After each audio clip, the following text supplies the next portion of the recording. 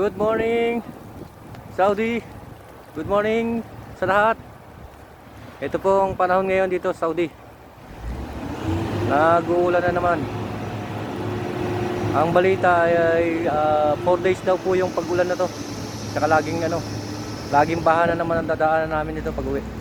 Dahil ingat po tayo, lalo na dyan sa Dubai. Kasi yan ang inulan nung nakaraan ng gusto at binaha. Ingat po tayo dyan, mga kabayan.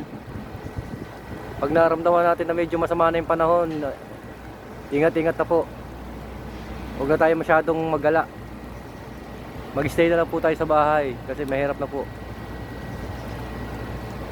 Alam naman natin ang Saudi, konting ulan lang, baha na. Kaya ingat po.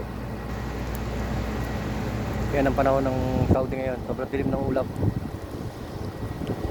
Saglit na ulan lang po yan. Paano na lang kung maghapon tayong uulanin dito sa Saudi. Yan o, doon banda dilim. Dahil dito sa lugar namin wala naman masyadong dumadaan ng sasakyan kasi banda doon ho, medyo malalim na yun. Yan yung mga truck o. Nag-uumpisa ng mga dyan tubig sa pwesto nila.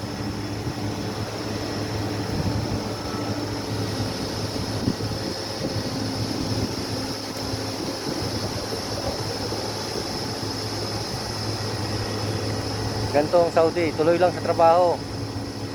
Ano man yan, bahaing ka man, okay lang. Walang problema. Puporme na lang sa kumpanya nyo kung papauwiin kayo o hindi. Kasi mahirap nga naman kung maabutan ka ng sobrang lakas ng ulan tsaka baha sa daan, may stranded po talaga.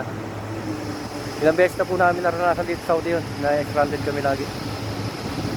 Ito, nagtatry dumaan. Ito medyo okay to kasi medyo mataas ang sasakyan yan.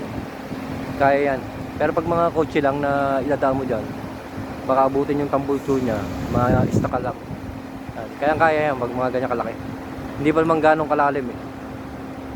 Pero kung isipin mo, kung medyo maliit-liit sa sasakyan mo, di ba, dikit na yung tambucho niyan. Kaya pag mga ganyan, kahit sa Pilipinas, pag ganyan sa sasakyan mo, medyo safe ka. Huwag lang hanggang balikat ang baha. Makakatawid ka talaga. Ayan, umuulan na naman po. Ayan, makikita nyo. Ayan, malakas na naman yung ulan.